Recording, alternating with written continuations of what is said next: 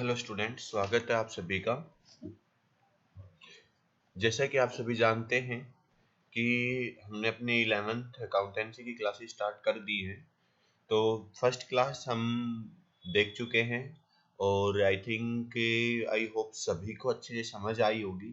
फिर भी किसी स्टूडेंट को अगर समझ नहीं आई है तो वो प्लीज़ मेरे से कांटेक्ट करें, मेरे पर्सनल नंबर पर कांटेक्ट करें और किसी को कोई डाउट है तो क्लियर करें। अब हम बात करते हैं सेकेंडली कि जिस स्टूडेंट्स ने अभी तक पहली वाली वीडियो नहीं देखी है तो फर्स्ट वाली वीडियो देखिए ये वाली।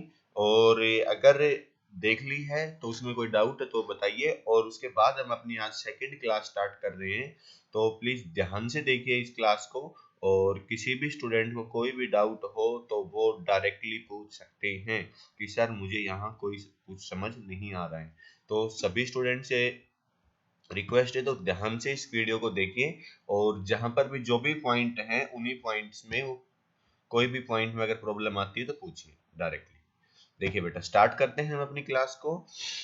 सबसे पहले सभी का स्वागत है, नमस्कार सभी को। और देखते हैं कि पिछली जो वीडियो थी उसमें हमने इंट्रोडक्शन देखा था कंप्लीटली कि काउंटिंग क्या होती है, क्यों जरूरी होती है, क्यों हम करते हैं, क्या बेनिफिट्स होते हैं। तो ये थोड़े बहुत कुछ पॉइंट्स हमने डिस्कस करे थे, जिसमें मैंने आपको बताया था कि एक बार 5 मिनट के लिए मैं रिवाइज करवा देता हूँ उस कंप्लीटली वीडियो को जो कि हमने पहले बनाई थी। तो 5 मिनट लगेंगे। देखिए, सबसे पहले मैंने आपको बताया था कि प्रोसेस क्या होता है। तो प्रोसेस जो है वो सबसे पहले डिसीजन मेकिंग का होता है। डिसीजन मेकिंग करने के बाद हमने ध्यान दिया था कि भाई उसके बाद हमने क्या करना है कि उसको इकोनॉमिक टर्म्स में कन्वर्ट करना है, देखना है कि वो इकोनॉमिक टर्म है या नहीं है, फिर उसका अकाउंटिंग प्रोसीजर और फिर कम्युनिकेट कर देना है। तो ये सब स्टार्टिंग में देखा था। फिर हमने एक बिजनेस का एक रफली आइडिया लिया था, जिसमें बिजनेस यानी कि एक प्लेस था, उस प्लेस में आपने नॉर्मली एक जिस टाइप का बिजनेस करना चाह रहे थे तो वो देखिए, फिर कस्टमर्स ढूंढे तो कस्टमर्स को आप सामान सोल्ड कर रहे थे। तो ये सारी की सारी एक्टिविटीज मैंने आपको समझाई थी। आई थिंक आपको रिकैप हो गई। और जिस स्टूडेंट्स ने वीडियो नहीं देखी थी तो पहले वो पहले वाली वीडियो देखिए। फिर हमने इसके डेफिनेशन डिस्कस की थी। फिर हम इसके जो इकोनॉमिक इवेंट आइडेंटिफिकेशंस और इंटरेस्ट यूजर्स, ये सारे के सारे पॉइंट्स हमने डिस्कस किए थे। तो देन उसके बाद हमने रोल देखा था और फिर हम आ गए थे अकाउंटिंग जो कि टर्म्स पर। तो ये अकाउंटिंग इक्वेशन यानी कि अकाउंटिंग टर्म्स हमने करनी है। तो बेटा ध्यान से देखिए कि हमने ये लगभग लगभग 30 to 35 जो टर्म्स है वो सीखनी है। यही अकाउंट्स के वर्ड होते हैं। ये अकाउंटिंग जो होगी वो इन्हीं के बेसिस पर होगी। ये अकाउंटिंग की एबीसीडी है। जो टर्म्स हम बोलते हैं कि ये कुछ टर्म्स हम हमेशा यूज करते रहेंगे, बार बार यूज होगी, बिजनेस लाइन में यूज होंगी ये। तो सबसे पहले हम बात करते हैं बेटा पहली ही टर्म्स बिजनेस ट्रांजेक्शन्स। केवल बिजनेस ट्रांजेक्शन्स को देखते हैं। तो बिजनेस ट्रांजेक्शन्स क्या होती है, देखिए बेटा, a business transactions is an economic activities. The business is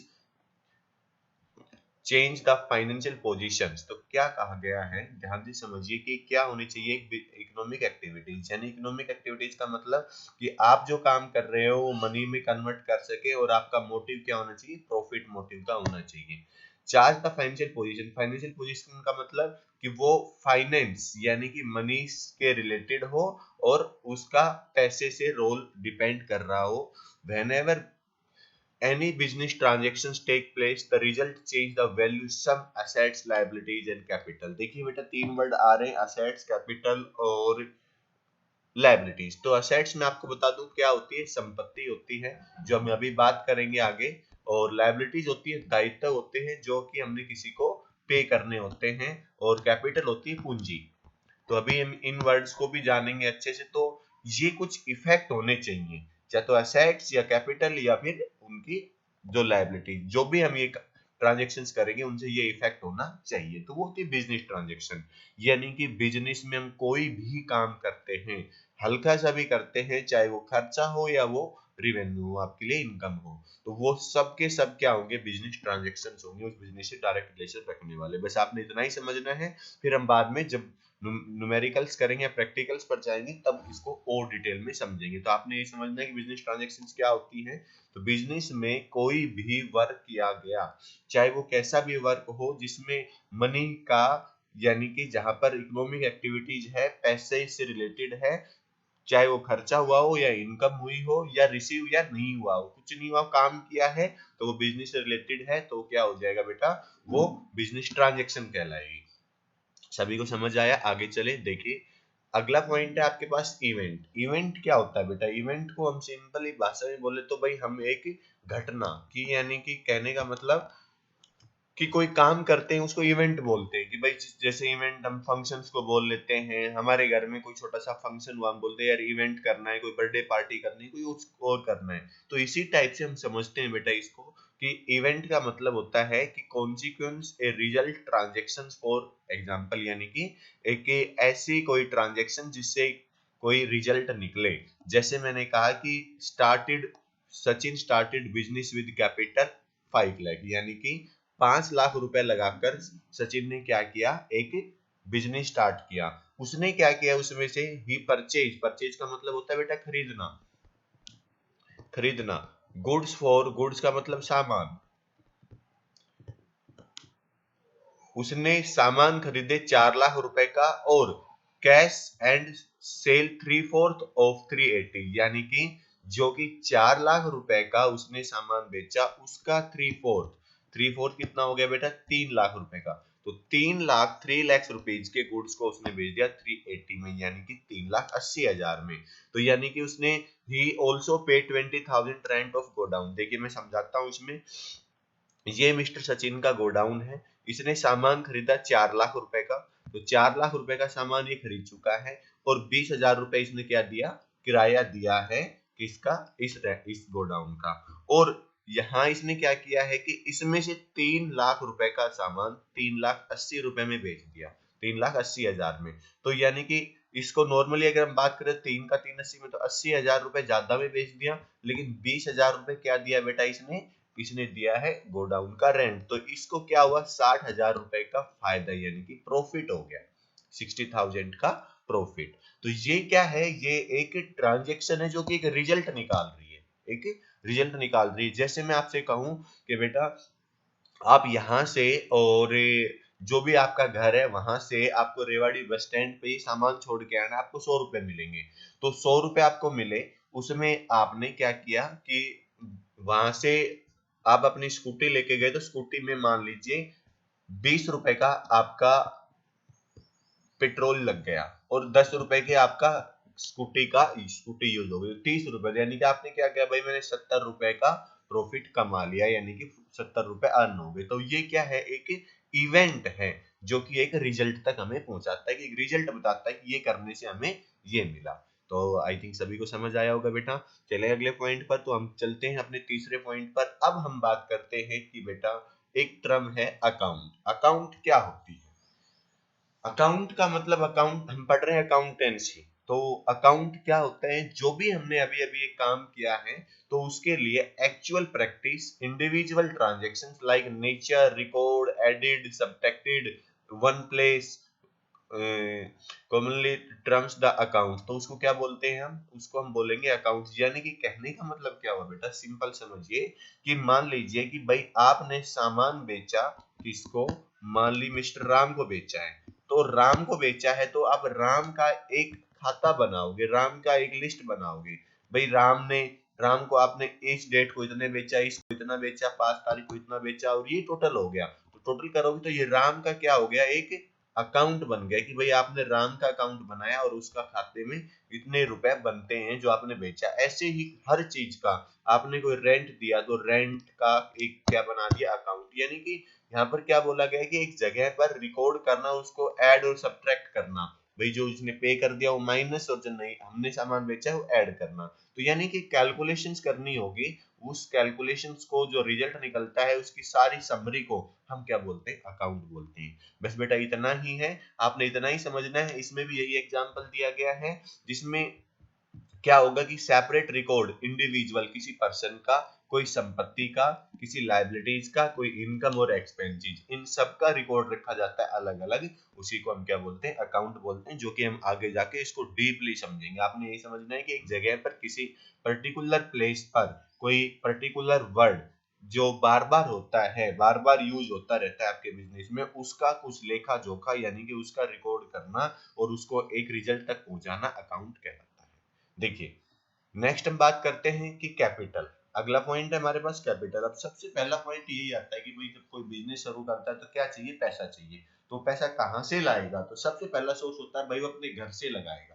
तो अपने घर से यानी कि जो पर्सन है वो अपने खुद से वो पैसा लेके बिजनेस में डालेगा। तो बिजनेस में जैसे ही वो ले जाएगा तो वो क्या बोली जाएगी बेटा, वो कैपिटल बोली जाएगी यानी कि पूंजी। इसको बोलते हैं पूंजी। कहते हैं ना कि भाई उसने इतनी पूंजी लगा दी, उसकी इतनी कैपिटल। एक कैपिटल होती है जो आप राजधानी बोलते हो, ये बिजनेस की लैंग्वेज है जिसमें कैपिटल का मतलब क्या होगा, पूंजी होगी।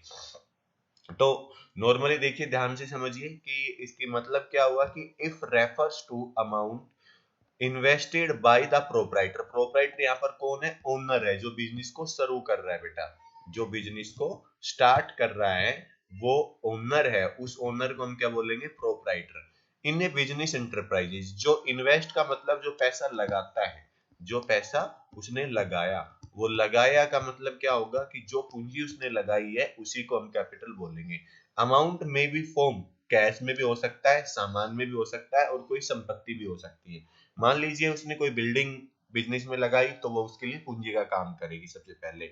अगर उसने कोई सामान दिया, कोई मान लो किसान ने क्या किया कि किसान ने ही अपनी बेकरी बनाई, तो बेकरी बनाने के लिए उसने बिजनेस स्टार्ट किया, जो उसने अपनी बिल्डिंग दी और सामान उसने अपने गेहूं उठाए और उसमें वो लेके गया, तो और कुछ कैश, तो वो सारे के टोटल का टोटल क्या माना जाएगा उसका। स्टार्टिंग में जब भी कोई बिजनेसमैन, कोई पर्सन पैसा लगाता है तो उसको क्या बोला जाता है बेटा, कैपिटल बोला जाता है। समझ में आया सभी को। अब कैपिटल क्या है कि कैपिटल एक पूंजी होती है। Capital is the amount of help the goods asset the purchase the business, यानी कि उस पैसे से हम क्या करेंगे, अपने बिजनेस को आगे बढ़ाएंगे, जो कि हेल्प करता है कच्चा सामान खरीदने में और बिजनेस को आगे बढ़ाने में, उसकी एसेट्स को इंक्रीज करने में, जो एक्सटर्नल लायबिलिटीज जो होंगी। ठीक है बेटा, तो लायबिलिटीज को माइनस करने के बाद हम हमारे पास जो संपत्ति बचती है, जैसे मैंने कहा कि आपकी जो संपत्ति है वो मान लीजिए 50 लाख की, लेकिन आपने उसमें 10 लाख का लोन ले रखा है, तो 10 लाख को माइनस कर दोगे, आप क्या कहोगे, भाई 40 लाख की संपत्ति मेरी है। तो वो 40 लाख आपकी क्या है, एज ए कैपिटल लगाई हुई है, आपने मेहनत करके या फिर आपके पहले का था, तो वो क्या बोली जाएगी, कैपिटल। तो कैपिटल का फॉर्मूला यहाँ पर क्या लिखा है, capital is equal to assets minus liabilities. तो लायबिलिटीज मैंने बताया लोन टाइप, जैसे लोन हो गया, उधार में लिया गया है वो। और संपत्ति क्या होती है, जो आपके पास आप जिसको टच या छू सकते हो। अभी हम आगे अच्छे से इसको देखेंगे। तो एग्जाम्पल दिया गया है, ये एग्जाम्पल आप देखना, ये आपका होमवर्क है, ये जो कि आपने करके देखना है। समझ नहीं आया तो मुझे कॉल करो, और कॉल करने के लिए नंबर मैंने आपको दे रखे हैं 9466277068। ये नंबर स्टार्टिंग में स्लाइड के सबसे पहले भी दिए हुए हैं ये, और अभी भी मैं बता रहा हूँ, तो डायरेक्टली कॉल करिए, किसी भी टाइम करिए बेटा। नेक्स्ट देखिए, अगला पॉइंट होता है, जैसे कि ये कैपिटल थी, इस कैपिटल से ही रिलेटेड रखता है ड्राइंग्स। ड्राइंग्स ये नहीं है कि जो आप ड्रॉ करते हो पेपर पर और कोई पिक्चर बनाते हो, नहीं। ड्राइंग्स का मतलब होता है बेटा आहरण। आहरण का मतलब, ये एक अजीब सा वर्ड है, ड्राइंग रखिए। ड्राइंग का मतलब क्या हुआ कि हिंदी में वर्ड इसको आरोहण कहते हैं, और कैपिटल का पूंजी बोलते हैं। ड्राइंग का मतलब क्या है कि मान लीजिए कि एक बिजनेसमैन जिसने अपने घर से सारा का सारा पैसा उठाया और बिजनेस में लगा दिया। अब घर पे उसकी फैमिली में जरूरत पड़ गई, तो उसने क्या किया, बिजनेस में से पैसा निकाला और अपने घर में यूज किया, यानी कि पर्सनल यूज के लिए बिजनेस से पैसा निकाल लिया। तो उसको क्या बोलेंगे बेटा, ड्रॉइंग्स बोलेंगे, ड्रॉइंग्स होगी वो। यानी कि any cash value of goods withdraw by owners personal use any private payment made the business fund is called drawing।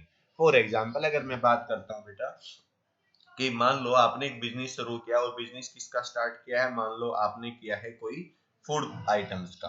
तो फूड आइटम मान लीजिए आपने कोई कंपनी बना ली बिस्किट की, तो बिस्किट की कंपनी बना ली, तो बिस्किट आपके घर में बच्चे हैं और आपने क्या किया कि भाई एक पैकेट आप खुद लेके जा रहे हो, तो वो वैल्यू जो आप घर के लिए लेके जा रहे हो, अगर आपने अपनी पॉकेट से पैसा नहीं दिया बिजनेस में, तो वो क्या होगा, आपके लिए ड्राइंग होगी। या फिर आपने अपने बिजनेस से पैसे निकाल लिए, यानी कि प्रॉफिट के पैसे नहीं बेटा, जो कि पहले ही काम चल रहा है, मान लीजिए आप अपने पैसे लगाए और 5-7 दिन बाद 5-7 दिन या महीने भर बाद आपको घर में जरूरत पड़ी, तो आपने क्या किया, देखा कि भाई बिजनेस में मेरे पास मेरे लॉकर में या गल्ले में या बैंक अकाउंट, बिजनेस के बैंक अकाउंट में इतने पैसे हैं, तो आपने उस बिजनेस से पैसे निकाले और अपने घर में यूज कर लिए, तो वो क्या कहलाएगी, ड्रॉइंग्स कहलाएगी।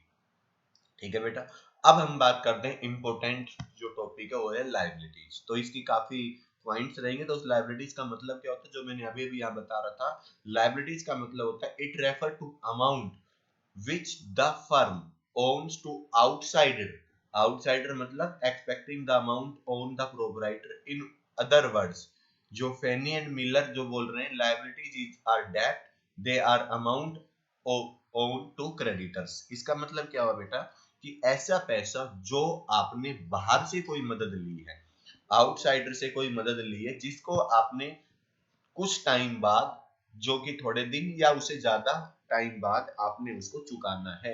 जैसे आप किसी से उधार मांगते हो, कि अपने दोस्त से कहते हो भाई मुझे 100 रुपए दे दो थोड़े दिन के लिए, तो 1 वीक के लिए, तो वो क्या है आपके लिए एज ए लाइबिलिटीज बन गई जो आपने चुकानी है। सिंपल सी बात सुनिए बेटा, लाइबिलिटीज का मतलब क्या होता है, कि कोई ऐसा अमाउंट जो आपने फ्यूचर में किसी को चुकाना है, वो जो चुकाने की बात आती है, जो आपका नहीं है, आपको हेल्प करने के लिए मिला है और आपने उसको लौटाना है, चुकाना है आज, या यानी कि करंट जो आपके पास फ्यूचर है उसमें, या फिर लॉन्ग टर्म में। लॉन्ग टर्म का मतलब साल भर के बाद, जैसे बैंक से आप बड़ा लोन लेते हो तो कई सालों में चुकाते हो, या आप किसी से उधार में सामान खरीदते हो तो वो महीने 2 महीने में चुकाना होता है, तो उस सब क्या होती है बेटा, लायबिलिटीज होती है, जिसको हम दायित्व बोलते हैं। अब देखिए इसको हम डिटेल में समझेंगे। तो लायबिलिटीज कितने टाइप की होती है, लायबिलिटीज को हम बेटा मानते हैं कि एक इंटरनल लायबिलिटीज और एक एक्सटर्नल लायबिलिटीज। इंटरनल लायबिलिटीज का मतलब क्या होता है, कि बेटा बिजनेस, देखिए मैं आपको एक सिंपल सा फंडा बता रहा हूँ, ये बिजनेस है, बिजनेस में जो भी है वो सब बाहर से आया है, या तो ओनर्स के थ्रू आया है, या फिर वो किसी और के थ्रू आया है। तो जितनी भी संपत्ति होगी उतना ही लायबिलिटीज होगा। तो यहाँ पर ये बिजनेस और बिजनेस मैन, ये बिजनेस है और ये बिजनेस मैन है, तो दोनों क्या है, अलग अलग है बेटा, इन दोनों को कंबाइंड मत करना। जो इंटरनल लायबिलिटीज की बात करते हैं, वो इंटरनल मतलब अंदर की, अंदर का मतलब होता है कि all amount which business entity to pay the proprietor और ओनर, यानी कि ओनर जो पे करता है उसको हम इंटरनल लायबिलिटीज बोलते हैं। जैसे कैपिटल होगी एक्यूमुलेटेड प्रॉफिट, यानी कि जो प्रॉफिट कमाया वो भी बिजनेस में ही, ये किसका था, वो ओनर का था। तो ये सारी, ये दोनों पॉइंट क्या होते हैं, इंटरनल लायबिलिटीज।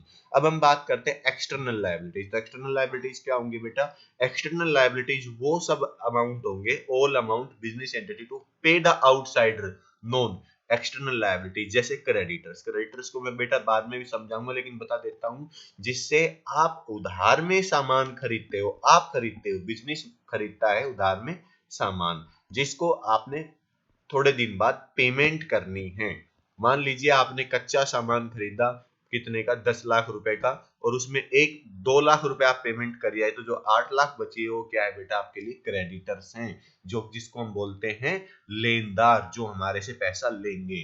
ठीक है बेटा। उसके बाद होता है बैंक ओवरड्राफ्ट। बैंक ओवरड्राफ्ट का मतलब, ओवरड्राफ्ट का मतलब ये है कि भाई ज्यादा, तो बैंक से आपने क्या कर लिया, आपके बैंक अकाउंट में पैसे थे मान लो 5 लाख, और आपने बैंक से कह के निकलवा लिए 7 लाख, तो 2 लाख रुपए क्या हो गए, आपने बैंक को चुकाने हैं बाद में। तो आज तो आपने क्या कर दिया, ओवरड्राफ्ट, तो ये क्या है, लायबिलिटीज है। बिल्स पेबल, बिल्स पेबल क्या होते हैं, कि भाई कोई उधार में खरीदे तो उसको उधार में ना दे तो क्या करता है, उसकी कागजी कार्रवाई यानी डॉक्यूमेंटेशन करवाया जाता है, तो उसको बोलते हैं बिल्स पेबल। ये सारे समझाऊंगा बेटा अच्छे से मैं। आउटस्टैंडिंग एक्सपेंसेस, काम करवा लिया, पैसा नहीं दिया गया है, वो आउटस्टैंडिंग एक्सपेंसेस, और हम किसी से लोन लेते हैं, बैंक से लेते हैं या किसी से मांगते हैं, तो वो सब क्या होते हैं, एक्सटर्नल लायबिलिटीज। अब बेटा इनको हम समझते हैं कि लायबिलिटीज को हम फर्दर क्लासिफाइड करते हैं टू पार्ट्स में। एक लॉन्ग टर्म जिसको हम नॉन करंट लायबिलिटीज बोलते हैं, एक बोलते हैं हम शॉर्ट टर्म जिसको करंट लायबिलिटीज। तो लॉन्ग टर्म का मतलब क्या हुआ बेटा, सिंपल सा समझ लीजिए, कि कोई ऐसी लायबिलिटीज जिसकी पेमेंट आप लंबे समय बाद करोगे। मान लीजिए 1 साल से बाद भी आपने किसी से कोई पैसा लिया और कहा कि भाई 1 साल के बाद लौटाऊंगा, 2 साल के बाद, तो वो सब क्या है बेटा, नॉन करंट लायबिलिटीज है। ठीक है, नॉन करंट मतलब लॉन्ग टर्म लायबिलिटीज। देखिए डिटेल में, विच payment the immediately long period, normally after more than 1 year, तो यानी कि 1 साल। तो long term loan and debenture, debenture को भी समझाऊंगा, डिवेंचर भी एक लोन का ही फॉर्म होती है। तो कहने का मतलब आपने किसी से अपने बिजनेस के लिए कोई ऐसा कोई अमाउंट या कोई मदद ली है जो कि आपने उसको चुकाना है, और चुकाना कब है, वो 1 साल के बाद चुकाना है। तो वो क्या कहलाएगी बेटा आपके लिए, नॉन करंट लायबिलिटीज, यानी कि आपके पास लॉन्ग टर्म लायबिलिटीज। अब हम ये सेकंड पॉइंट बात करते हैं कि शॉर्ट टर्म लायबिलिटीज। तो शॉर्ट टर्म का मतलब होता है करंट, करंट का मतलब जल्दी, जैसे लाइट की बात करते हैं, भाई करंट आ गई चली गई, तो उसी हिसाब से हम क्या बात करेंगे, करंट लायबिलिटीज। तो करंट लायबिलिटीज क्या होंगी, current liabilities refer those liabilities which are paid the near future normally within 1 year, यानी कि 1 साल से कम पीरियड में अगर हम किसी जो लायबिलिटीज को जिससे हमने पैसे लिए हुए थे उनको चुकाना है 1 साल या उससे अंदर अंदर, तो उसको बोलेंगे बेटा करंट लायबिलिटीज। और 1 साल के बाद की बात करेंगे तो उसको नॉन करंट लायबिलिटीज। जैसे बैंक ओवरड्राफ्ट, बैंक से पैसा निकलवाया और ज्यादा ले लिया तो उसको हमने जल्दी ही पे करना है, तो यानी कि जैसे हम पैसा डालेंगे बैंक उसको डिडक्ट कर लेगा, तो 1 साल के अंदर अंदर ही इसको पे करना होता है, यानी कि महीने 2 महीने 5-10 दिन में ही करना होता है, यानी कहने का मतलब 1 साल से कम। ऐसे बिल पेबल, आप या क्रेडिटर्स, जो आपने उधार में सामान खरीदा उसको हमने क्या करना होगा, पे करना होगा, 1-2 महीने के अंदर हम उसको पे करते हैं। आउटस्टैंडिंग एक्सपेंसेस, आपने किसी से काम करवा लिया, पैसे नहीं दिए थे, तो उसको पैसे कब दोगे, जल्दी ही दोगे, तो जल्दी दोगे तो वो क्या आएगी आपके पास करंट लायबिलिटीज। और शॉर्ट टर्म लोन, आपने छोटा टर्म्स का यानी कि कोई 2-4 महीने के लिए लोन लिया है वो पे करना, तो ये क्या कहलाएंगे बेटा आपके लिए करंट लायबिलिटीज। तो बेटा आपने आज क्या सीखा, आज आपने देखा, आज इतना ही पढ़ेंगे। आपने देखा बिजनेस ट्रांजेक्शन्स क्या होती है, जो कि मैंने बताया कि जो बिजनेस से रिलेटेड होंगी कोई भी काम, तो उसको हम जब फाइनेंशियल पोजीशन में देखते हैं, डायरेक्ट रिलेशन होता है तो बिजनेस ट्रांजेक्शन होती है। फिर हमने इवेंट देखा, उस ट्रांजेक्शन से हमें क्या रिजल्ट निकलता है, जो काम करते हैं उस काम को करने से हमारे को क्या मतलब बनता है, उसका उसका क्या यानी कि कोई मतलब निकलता है, नहीं निकलता है तो वो क्या बन जाएगा, इवेंट। और फिर हमने देखा अकाउंट, जो भी इवेंट हमने किया तो वो रिलेटेड रखेगा किसी इंडिविजुअल से या असेट्स या लायबिलिटी से, तो उसका लेखा जोखा करेंगे और एक पीरियड के बाद उसका भी रिजल्ट देखेंगे कि भाई इसको क्या कितना देना है, कितना लेना है, या क्या इसका अमाउंट बना, तो उसको अकाउंट बोलते हैं। फिर हमने देखी कैपिटल, कैपिटल क्या होती है, पूंजी, जो कि एक ओनर क्या करता है जब बिजनेस शुरू करता है तो उसको अपने यानी कि पैसे लगाता है, जिसमें सामान भी हो सकता है, संपत्ति भी हो सकती है और पैसा भी हो सकता है। फिर हमने देखी ड्राइंग्स, तो ड्राइंग्स को क्या देखा कि बिजनेस का कुछ पैसा जो कि खुद की जरूरत पड़ने पर निकाला जाता है, जिसको हम अपने पर्सनल या परिवार के लिए निकालते हैं, तो उसको ड्राइंग बोलते हैं। और लायबिलिटीज, जो कि हमने किसी बाहर से कोई मदद ली गई है तो उसको हमने जल्दी पे करना हो, यानी कि जो चुकाना हो उसको लायबिलिटीज, तो उसके लिए हमने देखा कि एक अंदर की लायबिलिटीज जो बिजनेसमैन के द्वारा होती है, और एक एक्सटर्नल जो बाहरी लोगों के द्वारा जो चुकाना होता है वो होती है। फिर हमने इसको और दो क्लासिफाई किया, 2 कैटेगरी में, जिसको लॉन्ग टर्म बोलते हैं जिसका पेमेंट हमने लंबे समय के लिए करनी है, और एक शॉर्ट टर्म जिसको हमने कम समय के बाद चुकानी है। तो बेटा आज हमें इतना ही पढ़ना है, आप सभी इस वीडियो को देखेंगे और समझेंगे क्या ये ट्रांजेक्शन्स या ये जो मैंने आपको जो टर्म्स बताई हैं अकाउंटिंग टर्म्स, ये समझ में आई या नहीं आई, सभी मुझे वीडियो देख के और मुझे रिप्लाई करेंगे, बताएंगे कि सर हमें समझ में आ गई, और जिसको नहीं आई वो बताएगा सर ये पॉइंट नहीं आया, मैं उसको दोबारा से बताऊंगा और अच्छे से क्लियर करेंगे। तो सभी ने बेटा वीडियो देखना है, समझ ना आए तो दोबारा देखना है, रिमाइंड करना है और सभी को देखना है। इसकी कंप्लीटली पीडीएफ, जो कि आप लोगों की प्रॉब्लम होगी कि सर हम बुक्स का कैसे अरेंज करें, तो मैंने आपको अभी आपके व्हाट्सएप ग्रुप पर एक पीडीएफ भेज दी है जिसमें ये सारी डिटेल है। आप वहां से या तो प्रिंट आउट ले सकते हो, जो बुक का ही है, आपकी बुक के 2 चैप्टर दिए हैं मैंने, पहला तो इंट्रोडक्शन का, दूसरा टर्म्स का, जो आपने बुक्स पढ़नी है, जो कि डॉक्टर डी के गोयल की, प्रोफेसर डी के गोयल की, तो उनकी बुक्स के थ्रू जो अकाउंटेंसी की है वो मैंने आपको दे दी है, जो पीडीएफ वहां से आप डाउनलोड कर सकते हो, जो आपके व्हाट्सएप पे है, छोटी सी है, और उन्हीं से ही वही स्लाइड्स को मैं लेके आपको करवा रहा हूँ, तो आप उसमें देख सकते हो, पढ़ सकते हो और अपने तरीके से अपनी लैंग्वेज में नोट्स भी बना सकते हो, और किसी स्टूडेंट को कोई प्रॉब्लम हो तो मेरे से डिस्कस कर सकते हो।